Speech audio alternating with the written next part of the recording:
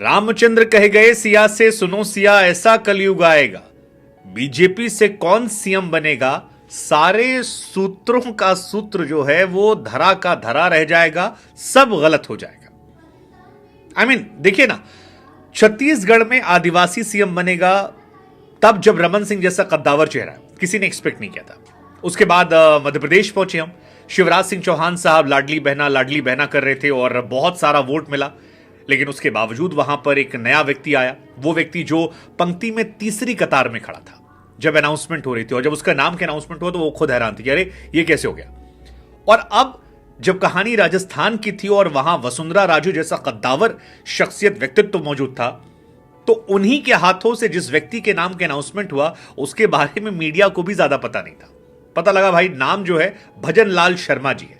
भजन लाल शर्मा वो व्यक्ति जो पहली बार विधायक चुनकर अब आया, इससे पहले कभी भी वो विधायक नहीं थे, उन्हें कोई भी सरकार चलाने का एक्सपीरियंस नहीं था, लेकिन उन्हें मौका दिया गया और अब वो राजस्थान के मुख्यमंत्री बन गए।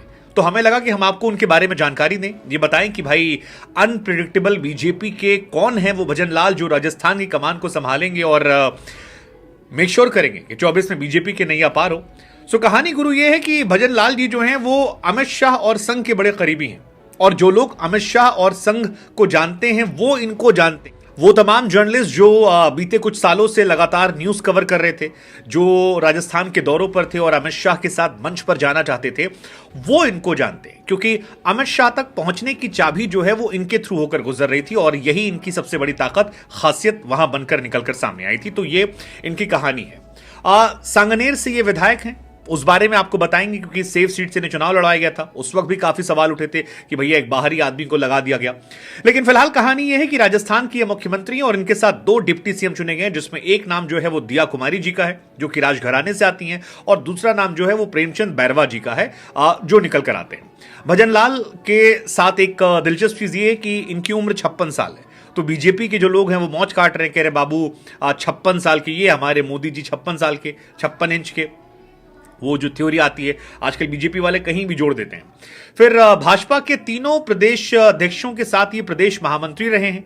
इसके अलावा इनकी कहानी, इनकी प्रोफाइल में ये निकल कर आता है कि भरतपुर के जिला मोर्चा के अध्यक्ष रहे। बहुत लंबा चौड़ा ट्रैक रिकॉर्ड नहीं है, सिर्फ ये है कि संगठन में खूब काम किया था, पहली बार विधानसभा चुनाव लड़े थे और पहली बार लड़ने के बाद ही सीधे ये सीएम बन गए। एडवांटेज जो जाता है इनके फेवर में मेरे हिसाब से वो ये है कि ब्राह्मण समाज से आते हैं, और क्योंकि यादव समाज का एक व्यक्ति मध्य प्रदेश में बना दिया गया, आदिवासी समाज जो है वो बना दिया गया आपके छत्तीसगढ़ में। सो यहां पर ब्राह्मण समाज के जरिए यूपी, एमपी, बिहार, तो ब्राह्मण समाज से यूपी, एमपी, बिहार, राजस्थान या आसपास के जितने भी ब्राह्मण लोग हैं जो अक्सर ये कहते हैं कि सवर्णों का वोट बीजेपी को जाता है लेकिन बीजेपी हमें उचित इनाम नहीं देती है, आई थिंक उनको एक मैसेज जो है वो दे दिया गया है कि हम आपके बारे में भी सोच रहे हैं, क्योंकि इस बीच में सवर्णों की काफी नाराजगी जो है बीजेपी को लेकर चल रही थी और वो काफी खफा थे। अब जहां तक बात दिया कुमारी जी का है, तो 52 साल की हैं, ग्रेजुएट हैं, लंदन से पढ़ाई वढ़ाई उन्होंने की है, 2 बेटे हैं, एक बेटी उनकी है। 2013 में सवाई माधोपुर से चुनाव लड़ा था, जीती थी। फिर राजसमंद से चुनाव लड़ा लोकसभा का, इसके बाद विद्याधर नगर से चुनाव लड़ी और जीत कर आई और सांसद पद से इस्तीफा दे दिया। ये उनकी ओवरऑल प्रोफाइल है। लेकिन भजन लाल जी जो हैं उनके बारे में मोटी कहानी यह है कि वो राजस्थान के भरतपुर के रहने वाले हैं और वहीं से संगठन में एक्टिव थे, प्रदेश के महामंत्री के तौर पर कार्यरत थे। संगठन में उनकी काफी भूमिका रही है और पार्टी ने ब्राह्मण चेहरे को हाईलाइट करते हुए उन पर सबसे बड़ा दांव चला है। सूबे का नया मुख्यमंत्री बना है, लेकिन उसमें सबसे बड़ा एडवांटेज जो उनकी फेवर में गया है वो यही है कि वो अमित शाह के करीबी हैं और लगातार अमित शाह के साथ संगठन में जो उनकी क्षमता थी या जिस तरह से वो लड़ रहे थे उसको उन्हें तारीफ किया गया। इस चुनाव में भी कांग्रेस के प्रत्याशी जो थे उन्होंने पुष्पेश भारद्वाज साहब को तकरीबन 48,000 वोटों से हराया था। सो जो उनकी जीत है वो भी एक हाई वोल्टेज जीत कह सकते हैं। मौजूदा विधायक अशोक लाहोटी जी का टिकट काटकर इनको टिकट दिया गया था और नए व्यक्ति को टिकट मिलना, 50,000 वोट जीतना काफी शानदार रहा इनके लिए। अब भजन लाल जी की जो कहानी है वो ये कहानी है कि इनके ऊपर 2 मुकदमा भी दर्ज है। एक मुकदमा दर्ज है सरकारी अधिकारी को काम ना करने देने का और एक है ओवरऑल भीड़ पर मुकदमा दर्ज हुआ था, उस मुकदमे को लेकर भी इनका नाम जो है निकल कर आया है। पहला मुकदमा धारा 353 के तहत है, दूसरा 149 के तहत इन पर दर्ज किया गया है।